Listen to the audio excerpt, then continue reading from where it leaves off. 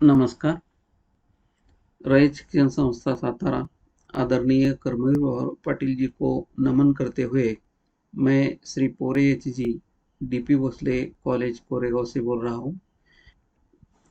प्रिय छात्रों, आज हम हिंदी योग भारती कक्षा 12वीं विषय हिंदी पाठ क्रमांक 6 पाप के 4 हथियार इस निबंध के बारे में जानकारी ले लेंगे। इसके लेखक है कन्हैयालाल मिश्र प्रभाकर। घटक का नाम है पाप के 4 हथियार निबंध। अभी हम लेखक का परिचय देख लेंगे। कन्हैयालाल मिश्र प्रभाकर जी का जन्म 26 सितंबर 1906 को उत्तर प्रदेश के देवबंद गांव में हुआ। आप हिंदी के कथाकार, निबंधकार, पत्रकार तथा स्वतंत्रता सेनानी थे। आपने पत्रकारिता में स्वतंत्रता के स्वर को ऊंचा उठाया। आपके निबंध भारतीय चिंतन धारा को प्रकट करते हैं। आपका संपूर्ण साहित्य मूलतः सामाजिक सरोकारों का शब्दांकन है। आपने साहित्य और पत्रकारिता को व्यक्ति और समाज के साथ जोड़ने का प्रयास किया है। आप भारत सरकार द्वारा पद्मश्री सम्मान से विभूषित है। आपकी भाषा सहज, सरल और मुहावरेदार है, जो कथ्य को दृश्यमान और सजीव बना देती है। तत्सम शब्दों का प्रयोग भारतीय चिंतन मनन को अधिक प्रभावशाली बनाता है। आपका निधन 1995 में हुआ है। आगे चलकर हम देखते हैं उनकी प्रमुख कृतियां। धरती के फूल कहानी संग्रह, जिंदगी मुस्कुराई, बाए पायजेले की घुंघरू, जिंदगी लहलहाई, महके आंगन चहके द्वार निबंध संग्रह, दीप जले शंख बजे, माटी हो गई सोना, संस्मरण एवं रेखा चित्र आदि। विधा परिचय देख लेंगे। निबंध का अर्थ है विचारों को भाषा में व्यवस्थित रूप से बांधना। हिंदी साहित्य शास्त्र में निबंध को गद्य की कसौटी माना गया है। निबंध विधा में जो पारंगत है वह गद्य की अन्य विधाओं को सहजता से लिख सकता है। निबंध विधा में वैचारिकता का अधिक महत्व होता है तथा विषय को प्रखरता से पाठकों के सम्मुख रखने की सामर्थ्य होती है। अभी हम पाठ परिचय देख लेंगे। प्रत्येक युग में विचारकों, दार्शनिकों, संतों, महापुरुषों ने पाप, अपराध, दुष्कर्मों से मानव जाति को मुक्ति दिलाने का प्रयास किया, परंतु विडंबना यह है कि आज भी विश्व में अन्याय, अत्याचार, भ्रष्टाचार, पाप और दुष्कर्मों का बोलबाला है और मनुष्य जाने अनजाने इन्हीं का समर्थक बना हुआ है। समाज संतों, महापुरुषों की जयंतियां मनाता है, जय जयकार करता है, उनके स्मारकों का निर्माण करवाता है, परंतु उनके विचारों को आचरण में नहीं उतारता। ऐसा क्यों होता है? लेखक ने अपने चिंतन के आधार पर इस प्रश्न का उत्तर खोजने का प्रयास प्रस्तुत निबंध में किया है। तो देख लीजिए, यहाँ हमने इस प्रकार की जानकारी दी है कि कन्हैयालाल मिश्र प्रभाकर जी ने यहाँ इस प्रकार की जानकारी दी है कि आज सभी और क्या हो रहा है, अन्याय, अत्याचार, भ्रष्टाचार, पाप, दुष्कर्म सभी का बोलबाला है, लेकिन इनका समर्थक हम बने हुए हैं। लेकिन समाज क्या करता रहता है, संत और महापुरुषों की जयंतियां मनाता रहता है, लेकिन क्या है, आज प्रत्येक युग में विचारक, दार्शनिक, संत, महापुरुष ये लोग आ गए। उन्होंने समाज के बुरे विचारों को अलग करने का प्रयास किया, सुधारने का प्रयास किया, लेकिन क्या हुआ, समाज उसके उसका साथ नहीं दे रहा और साथ न देने वाला समाज आज अन्याय, अत्याचार, भ्रष्टाचार, पाप की ओर जा रहा है। और उसी प्रकार से पाप के 4 हथियार इस निबंध में एक अलग प्रकार की जानकारी दी है। समाज सुधार का प्रयास लेखक ने यहाँ किया है। आगे चलकर हम पाठ की ओर बढ़ते रहते हैं। पहले हम देख लेंगे कि लेखक ने यहाँ पाप के 4 हथियार क्या है, कौन से है और पाप के 4 हथियार किस प्रकार से यहाँ जानकारी दी है। पाप किस प्रकार से बढ़ता रहता है, पाप के साक्षी होने वाला या पाप का पक्ष लेने वाला व्यक्ति किस प्रकार की 4 हथियारों को अपने पास लेता है आदि के बारे में इस पाठ में चर्चा देख लेंगे। जॉर्ज बर्नार्ड शॉ का एक पैराग्राफ मैंने पढ़ा है, वह उनके अपने ही संबंध में है। मैं खुली सड़क पर कोड़े खाने से इसलिए बच जाता हूँ कि लोग मेरी बातों को दिल लगी समझकर उड़ा देते हैं। बात यूँ है कि मेरे एक शब्द पर विवेक गौर करे तो समाज का ढांचा डगमगा उठे। यहाँ दिल लगी का अर्थ है मजाक उड़ाना। और यहाँ एक मुहावरा भी आ चुका है, ढांचा डगमगा उठना। इसका अर्थ है आधार हिल उठना।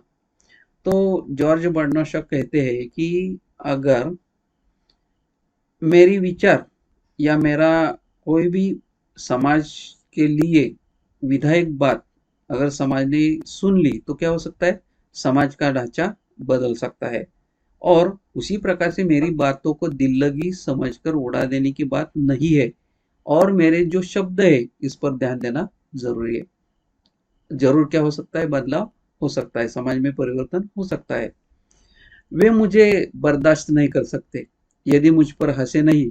मेरी मानसिक और नैतिक महत्ता लोगों के लिए असहनीय है।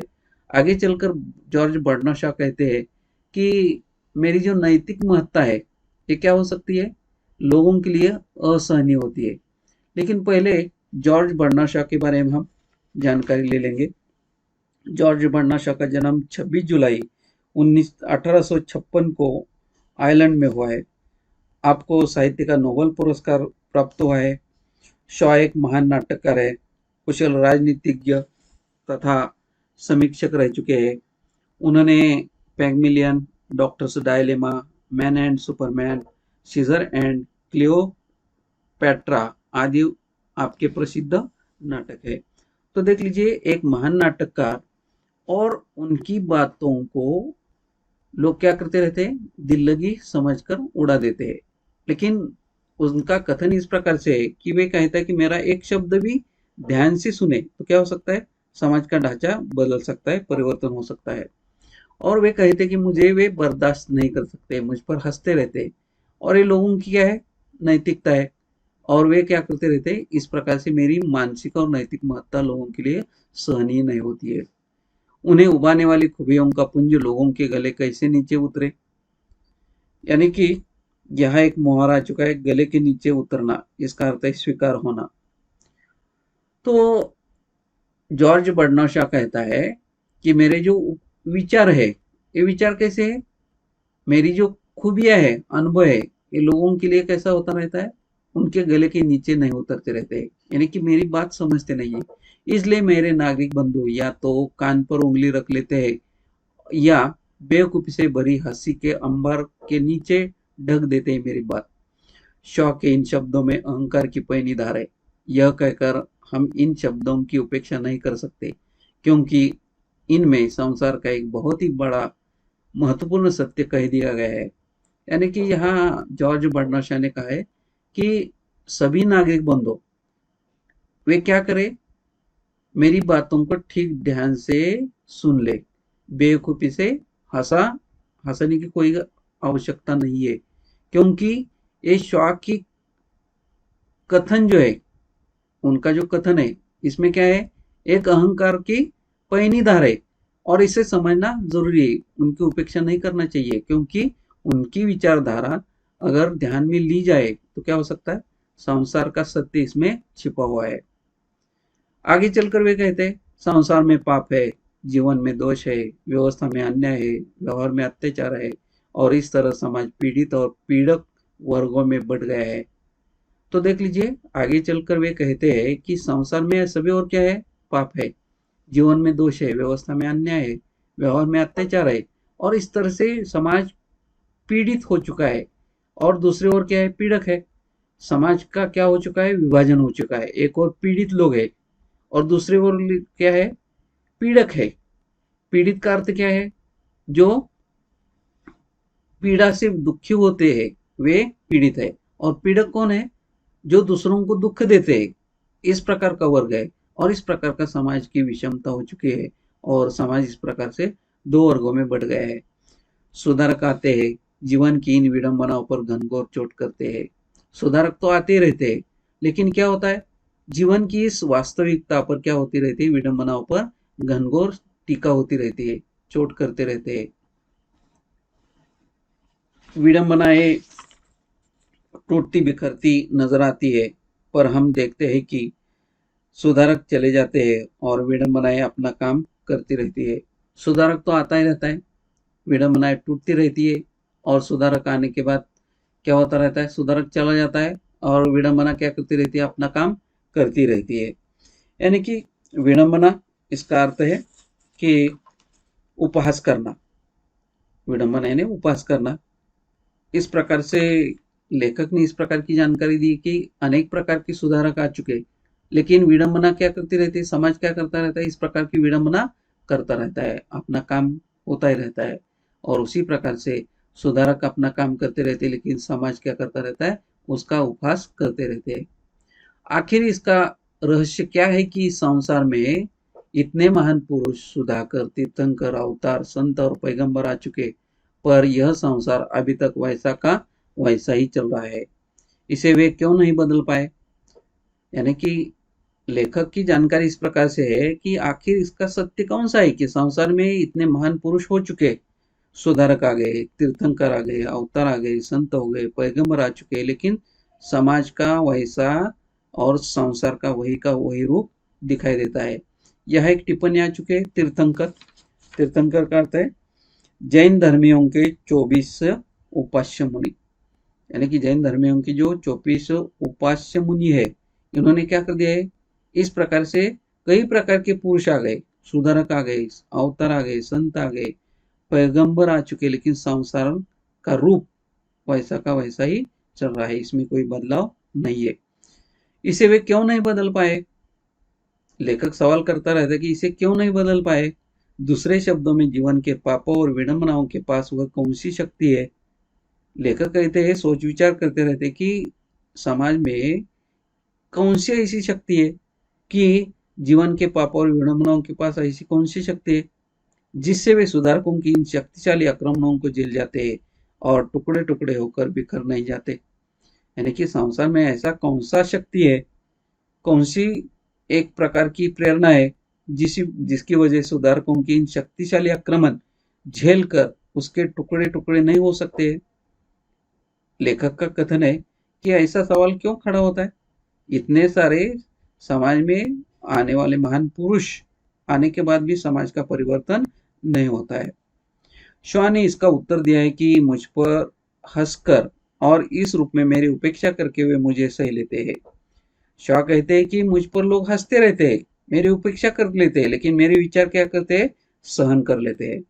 यह मुहावरे की भाषा में सिर झुकाकर लहर को ऊपर से उतार देना है।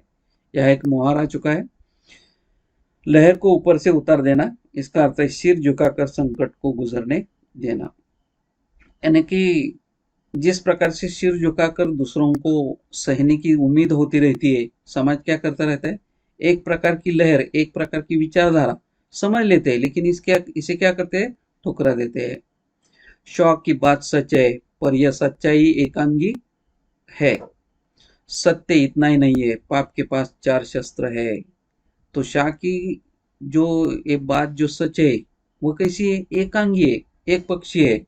एकांगी का अर्थ क्या है, एक पक्षी है, एक तरफा है। और उनकी जो सच बात है, ये बात क्या है, एकांगी है। सत्य इतना ही नहीं है, पाप के पास 4 शस्त्र है। तो वे कहते कि पाप के पास क्या है, 4 शस्त्र है, जिनसे वह सुधारक के सत्य को जीतता या कम से कम असफल करता है। मैंने जीवन का जो थोड़ा बहुत अध्ययन किया है, उसके अनुसार पाप के 4 शस्त्र इस प्रकार है। और वह कहता है कि मैंने जो थोड़ा बहुत अध्ययन किया है वो कैसा है, थोड़े रूप में पाप के 4 शस्त्र है। पहला है उपेक्षा, दूसरा है निंदा, तीसरा है हत्या और चौथा है श्रद्धा। तो देख लीजिए, पाप के 4 शस्त्र है, एक है उपेक्षा, दूसरा है निंदा, तीसरा है हत्या और चौथा है श्रद्धा।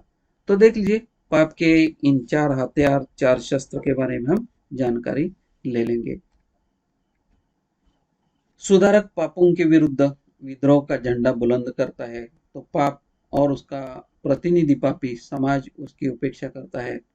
तो लेखक ने यहाँ इस प्रकार की जानकारी दी है कि सुधारक क्या करता रहता है, पापों के खिलाफ विरुद्ध विद्रोह का झंडा बुलंद खड़ा करता रहता है और पाप क्या करता रहता है, उसका प्रतिनिधि पापी उसकी समाज क्या करता रहता है, उपेक्षा करता रहता है। विद्रोह करते हैं हानि पहुंचाने के विचार से किया गया कार्य। तो देख लीजिए, उदाहरण के तौर पर हमारे महाराष्ट्र के समाज सुधारक जिनका नाम ज्योतिबा फुले है, इन्होंने क्या कर दिया, महिलाओं के लिए पुणे में पहली पाठशाला खोलने का प्रयास किया। समाज ने उनका क्या कर दिया, विरोध किया, हानि पहुंचाने जैसा विद्रोह किया, विद्रोह के झंडे बुलंद कर दिए। लेकिन क्या हुआ, आखिरकार ये समाज सुधारक जिन्होंने क्या कर दिया कि उन्होंने समाज की बात नहीं ध्यान से सुनी, लेकिन उनकी ओर उनका जो महान कार्य है समाज के प्रति, स्त्रियों को स्कूल खुलवाने का, ये बहुत ही महान किया है और अपना कार्य उन्होंने नहीं छोड़ दिया है। उसकी ओर ध्यान नहीं देता और कभी कभी कुछ सुन भी लेता है तो सुनकर हंस देता है, जैसे वह किसी पागल की बड़बड़ हो, प्रलाप हो। इन क्षणों में पाप का नारा होता है, अरे छोड़ो इसे और अपना काम करो। यानी कि इन क्षणों में क्या होता रहता है, यानी कि पहले क्या होता है कि कोई भी समाज सुधारक समाज की बात, गैर बात, वह सुनकर हंस देता है। और पहले समाज भी क्या करता रहता है कि समाज सुधारक क्या है, पागल है, इसकी बड़बड़ है, ये प्रलाप कर रहा है। प्रलाप है ने निरर्थक बात, बकवास। समाज कहता है कि समाज सुधारक नहीं है, बकवास करता है, और उसकी ओर हंसते रहते हैं और कहते हैं कि वो पागल है, बड़बड़ कर रहा है, बकबक कर रहा है। इन क्षणों में पाप का नारा होता है। दूसरी ओर क्या होता है, पाप का नारा होता है, अरे छोड़ो इसे और अपना काम करो। यानी कि ये पागल हो गया है, इसकी ओर मत ध्यान दो, अपना काम करना जरूरी है। सुधारक सत्य उपेक्षा की इस रगड़ से कुछ तेज हो जाता है। और दूसरी ओर क्या होता है, सुधारक अपना सत्य क्या करता रहता है, समाज की जो उपेक्षा है, ये उपेक्षा निंदा अलग कर देता है और अपना कार्य आगे चला देता है। उसके स्वर अब पहले से कुछ पहने हो जाते हैं और कुछ ऊंचे भी। लेकिन समाज सुधारक क्या करता रहता है, अपना जो कार्य है, महान कार्य समाज सुधार का, वे आगे चलाता रहता है और भी धारीदार उसके विचारों को प्रभावित करता रहता है। अब समाज का पाप विवश हो जाता है कि वह सुधारक की बात सुने, और आखिरकार समाज भी क्या होता रहता है, विवश होता है। और उसी व्यवस्था में वह उसके दिमाग में ऐसा विचार आता रहता है कि सुधारक की बात सुने, सुधारक क्या कहता है उसकी ओर ध्यान देना जरूरी है। वह सुनता है और उस पर निंदा की बौछारें फेंकने लगता है। पहले वह समाज क्या करता रहता है, सुधारक की बात सुनता है, लेकिन उसके मन में क्या होती है, सुधारक के बारे में निंदा पैदा होती है। तो पाप की चार शस्त्र में पहला हथियार कौन सा है, तो यह उपेक्षा थी, दूसरा है निंदा। तो समाज क्या करता रहता है, समाज सुधारक की निंदा करता रहता है और निंदा की बौछारें फेंकने लगता है। सुधारक सत्य और समाज के पाप के बीच यह गालियों की दीवार खड़ी करने का प्रयत्न है। जीवन अनुभवों का साक्ष्य है कि सुधारक के जो जितना समीप है वह उसका उतना ही बड़ा निंदक होता है। यही कारण है कि सुधारकों को प्रायः क्षेत्र बदलने पड़े हैं। यानी कि समाज इस प्रकार से क्या करता रहता है कि सुधारक की बात सुनने के लिए तैयार होता है, लेकिन बीच में क्या होता है, उसके विचार परिवर्तन होता है और सुधारक की निंदा करने लगता है। और सुधारक सत्य और समाज के पाप के बीच गालियों की दीवार खड़ी करने का प्रयत्न करता है और अपने जीवन का अनुभव साक्षी करने का प्रयास सुधारक करता रहता है। और सुधारक के पास नजदीक जो भी निंदक होता है वो क्या करता रहता है, सुधारकों की निंदा करता रहता है। लेकिन समाज सुधार का भी क्या करता रहता है, अपने क्षेत्र बदलकर समाज का बदलता रूप देखने का प्रयास करता रहता है। इन क्षणों में पाप का नारा होता है, अजीब बेवकूफ है, लोगों को बेवकूफ बनाना चाहता है। और इन क्षणों में क्या हो रहा है कि पाप का नारा क्या होता रहता है, वह समाज सुधार कैसा है, बेवकूफ है और लोगों को बेवकूफ बनाना चाह रहा है। सुधार का सत्य निंदा की इस रगड़ से और भी प्रखर हो जाता है। अब उसकी धार चोट ही नहीं करती, काटती भी है। पाप के लिए यह चोट धीरे धीरे असह्य होती है और वो बौखला उठता है। अब वह अपने सबसे तेज शस्त्र को हाथ में लेता है। यह शस्त्र है हत्या। तो सुधारक का सत्य निंदा की इस रगड़ से और भी प्रखर हो जाता है। सुधारक की ओर जब निंदा की रगड़ होती रहती है, लेकिन अपने विचार धारा प्रखरता से आगे चलाता रहता है और आने वाली जो विचारधारा है इसे चोट नहीं करती रहती है, काटती भी है, लेकिन वह पाप के लिए चोट धीरे धीरे क्या होती रहती है, असह्य हो जाती है और बौखला होकर उठती रहती है। और उसी प्रकार से यहाँ पाप के लिए यह चोट धीरे धीरे असह्य होने वाली बात बौखला कर उठती रहती है। अब वह अपने सबसे तेज शस्त्र को हाथ में लेता है, यह शस्त्र है हत्या। और आखिरकार सुधारक की सत्य की निंदा प्रखर हो जाने के बाद ये सारी सारी बात उसे असह्य हो जाती है और समाज क्या करता रहता है, हाथ में शस्त्र लेता है। आगे चलकर यहाँ हम देख लेंगे सुकरात के लिए यह जहर का प्याला है। तो देख लीजिए, सुकरात यानी सोक्रेटिस, यूनानी दार्शनिक सुकरात का जन्म 2500 वर्ष पहले एथेंस में हुआ है। युवकों से संवाद स्थापित कर उन्हें सोचने की दिशा में प्रवृत्त करते थे।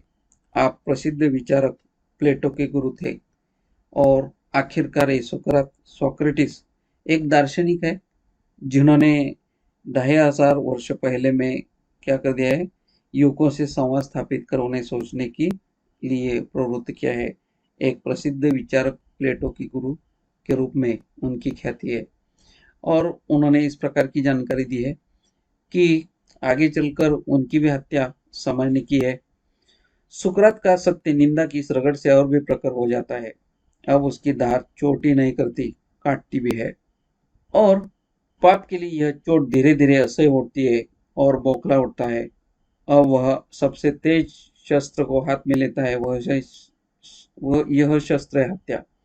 सुकरात के लिए यह जहर का प्याला होता है तो ईसा के लिए सूली, दयानंद के लिए पिसा काछ है। इन क्षणों में पाप का नारा होता है, ओह मैं तुम्हें खिलौना समझता रहा और तुम सांप निकले, पर मैं सांप को जीता नहीं छोड़ूंगा, पीस डालूंगा। यानी कि सुकरात के लिए भी क्या कर दिया है, इस प्रकार से जहर का प्याला दिया और उसे मार दिया। ईसा ईसा ने क्रिश्चियन धर्म के गुरु जिनके लिए समाज ने क्या कर दिया है, सूली पर लटका दिया। और दयानंद दयानंद जी का परिचय देख लेंगे। आर्य समाज के संस्थापक स्वामी दयानंद सरस्वती समाज सुधारक के रूप में जाने जाते हैं। आपको योग शास्त्र तथा वैदिक शास्त्र का भी ज्ञान था और उन्होंने भी क्या कर दिया है, इस प्रकार से समाज सुधार की बात कही है। इन क्षणों में पाप का नारा होता है, ओहो मैं तुम्हें खिलौना समझता रहा और तुम सांप निकले। यानी कि दूसरे ओर क्या होता है, समाज क्या करता रहता है कि समाज सुधारक को खिलौना समझता रहता है और वह कहता है कि तुम सांप निकले और सांप को जीता नहीं छोड़ूंगा। यानी कि सुधारक क्या होता रहता है, सांप होता है और उसे मारने के लिए वह क्या करता रहता है, उम्मीद के साथ आगे बढ़ता है और कहता है कि मैं तुम्हें पीस डालूंगा, खत्म करूंगा। सुधारक सत्य हत्या के इस दर्शन से प्रचंड उठता है और सुधारक क्या करता रहता है, सत्य की हत्या के इस दर्शन से प्रचंड उठता है। सुधारक का सत्य और भी बढ़ता रहता है और वह हाथ में एक प्रकार का नया शस्त्र लेता है। शहादत उसे ऐसी धार देती है कि सुधारक के जीवन में जो शक्ति प्राप्त न थी अब वह हो जाती है। सूर्यों का ताप और प्रकाश उसमें समा जाता है, बिजलियों की कड़क और तूफानों का वेग भी है। तो सुधारक के जीवन में एक नई शक्ति प्राप्त होती रहती है और वह हो जाती है एक सूर्य के समान ताप, प्रकाश होता है और बिजलियों की कड़क जैसी तूफानों का वेग भी उसकी विचारधारा में आता रहता है। जिस प्रकार से शहादत क्या करता रहता है कि अपनी बलि देता है, लेकिन वह क्या करता रहता है, देश के लिए एक उम्मीद के साथ अपना जीवन यापन कर लेता है। उसी प्रकार से समाज सुधार क्या करता रहता है, उसके विचारधारा को एक जीवन में नई शक्ति प्राप्त होती रहती है और उसके विचारों को एक नई गरिमा प्राप्त होती है। सूर्यों का ताप जैसा प्रकाश आता रहता है, बिजलियों की कड़क आती है और तूफानों का वेग भी होता रहता है। पाप कांपता है और अब उसे लगता है कि इस वेग में वह पिस जाएगा, बिखर जाएगा। तब पाप अपना ब्रह्मास्त्र तोलता है और तौल कर सत्य पर फेंकता है यह ब्रह्मास्त्र है श्रद्धा। लेकिन क्या करता रहता है, पाप क्या करता रहता है, कांपता रहता है और उसे लगता है कि वह इस वेग से पिट जाएगा, बिखर जाएगा। लेकिन क्या होता रहता है, तब पाप अपना ब्रह्मास्त्र तोलता है। ब्रह्मास्त्र का अर्थ है पुराणों के अनुसार एक प्रकार का अस्त्र जो मंत्र द्वारा चलाया जाता था। और इस प्रकार का ब्रह्मास्त्र ये पाप क्या करता रहता है, समाज सुधारक पर फेंकने की उम्मीद करता रहता है। और वह क्या होता है, श्रद्धा। तो पाप की चार हथियार में होने वाला श्रद्धा क्या है, एक पाप का हथियारी है। और अपनी श्रद्धा के वेग से समाज सुधारक के सत्य को क्या करता रहता है, बिखराने का उसका सपना पूरा करता रहता है। और उसी प्रकार से श्रद्धा पूर्ण वह पाप फैलाने का प्रयास करता रहता है। इन क्षणों में पाप का नारा होता है सत्य की जय, सुधारक की जय।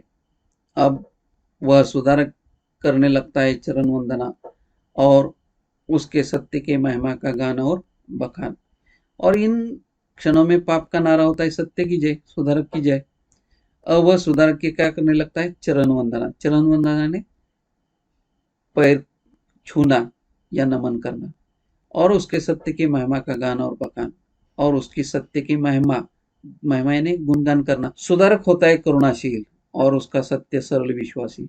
सुधारक कैसा होता है, करुणाशील होता है, दूसरों पर दया करता है और उसका सत्य सरल विश्वासी होता है। विश्वास के साथ वह दूसरों के ऊपर सत्य का प्रभाव डालता है।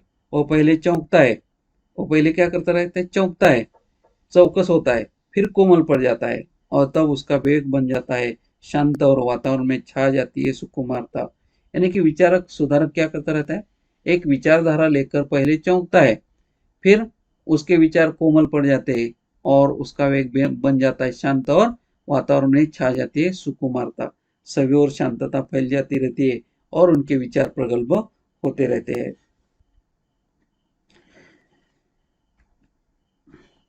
पाप अभी तक सुधारक और सत्य के जो स्रोत पढ़ता जा रहा था उनका करता है यूं उपसंहार। सुधारक महान है, वह लोकोत्तर है, वह मानव नहीं, वह तो भगवान है, तीर्थंकर है, अवतार है, पैगंबर है, संत है, उसकी वाणी में जो सत्य है वह स्वर्ग का अमृत है।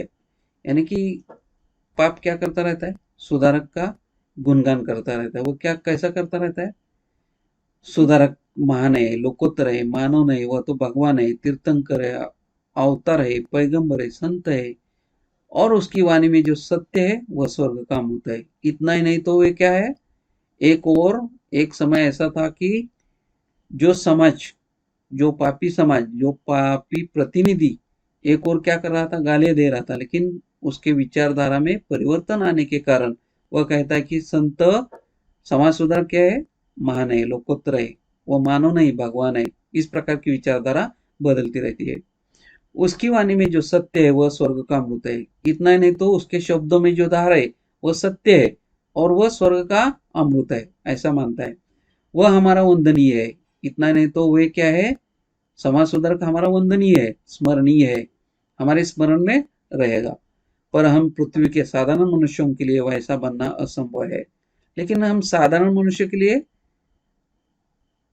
ईश्वर जैसा, भगवान जैसा बनना हमारे लिए कैसा है, असंभव है, अशक्य है। उस सत्य को जीवन में उतारना हमारा आदर्श है। पर आदर्श को कब, कहा और कौन पा सकता है। और इसके बाद उसका नारा हो जाता है महाप्रभु सुधारक वंदनीय है, उसका सत्य महान है, वह लोकोत्तर है। और आखिरकार समाज क्या करता रहता है, पापी समाज बदलता रहता है और वह कहता है कि ये हमारा आदर्श है। और आदर्श जीवन में उतारने का प्रयास, सत्य को जीवन में उतारने का प्रयास हमारे सुधारक ने कर दिया है। और ये महाप्रभु सुधारक हमारे वंदनीय है, पावन है, पवित्र है, महान है और उसका सत्य महान है, वह लोकोत्तर है। लोगों के कल्याण के लिए सामान्य लोगों से विशिष्ट ऊपर उठाने का उन्होंने प्रयास किया है। लोकोत्तर का अर्थ क्या है कि सामान्य लोगों से ऊपर विशिष्ट स्थान देने का प्रयास है। यह नारा ऊंचा उठता रहता है, अधिक से अधिक दूर तक उसकी गूंज फैलती रहती है। और यह नारा सत्य का क्या होता रहता है, अधिक से अधिक दूर तक ये आवाज, गूंज, गूंज का अर्थ है आवाज, और ये आवाज सभी और फैलती रहती है, लोग उसमें शामिल होते रहते हैं। पर अब उसका ध्यान सुधारक में नहीं, उसकी लोकोत्तरता में समाया रहता है। सुधारक के सत्य में नहीं, उसके सूक्ष्म से सूक्ष्म अर्थ और फलितार्थों के करने में जुटा रहता है। यानी कि उसकी जो लोकोत्तरता में जो सुधारक के सत्य में नहीं होता है, वो क्या होता है, सूक्ष्म में से सूक्ष्म अर्थ और उसके फलितार्थ। फलितार्थ अर्थ क्या है कि सारांश, तात्पर्य, और उसके तात्पर्य में वे क्या होते रहते हैं, सत्य खोजने में समाये रहते हैं। अब सुधारक के बनने लगते हैं स्मारक और मंदिर और उसके सत्य के ग्रंथ और भाष्य। और आखिरकार इस प्रकार की जानकारी दी कि आखिरकार सुधारक को उनके हमने क्या कर दिए, स्मारक बनवाए, मूर्तियां बनवाई है और मंदिर बनवाए है और उसके ग्रंथ, सत्य के ग्रंथ और भाष्य निर्माण किए है। बस यही सुधारक और उसके सत्य की पराजय पूरी तरह हो जाती है। और हमने क्या कर दिया है, उनके सिर पर स्मारक बनाए, मंदिर बनाए, ग्रंथ बनाए, भाष्य बनाए, लेकिन क्या है, उनके सत्य की पराजय यहाँ हो चुकी है। उनकी विचारधारा हमारे मन में नहीं है। हमारी किस में है, स्मारक में है, मंदिर में है, ग्रंथों में है, भाष्यों में है, लेकिन हमारी विचारधारा में नहीं है। और यही सुधारक की क्या होती रहती है, सत्य पराजय हो चुकी है। पाप का यह ब्रह्मास्त्र अतीत में अजय रहा है। यानी कि पाप का यह जो ब्रह्मास्त्र है ना, श्रद्धा का, यह अतीत में भी, भूतकाल में भी अजय था, जिसे कोई जीता नहीं है, और वर्तमान में भी अजय है, और अभी भी क्या है, अजय है। और कौन कह सकता है कि भविष्य में कभी कोई इसकी अजयता खंडित कर सकेगा या नहीं। आज भी हमें क्या हो रहा है, ये पाप का ब्रह्मास्त्र अतीत में भी अजय है, वर्तमान में भी अजय है, और भविष्य में भी अजय ही रहेगा। इसे कोई खंडित नहीं कर सकेगा। कितने भी समाज में लोग सुबह समाज सुधारक आ गए, संत आ गए, महंत आ गए, और अनेक प्रकार के लोग आ चुके, लेकिन क्या हुआ, समाज का बदलता रूप सामने नहीं आ चुका, क्योंकि पाप के चार हथियार है, ये हमने देखे हैं। और इन चार हथियारों के ऊपर से अलग होना है तो हमें क्या करना है, समाज सुधारकों के विचार ध्यान में लेना जरूरी है। और इस प्रकार से यहाँ पाप के चार हथियार, ये निबंध यहाँ समाप्त होता है। धन्यवाद।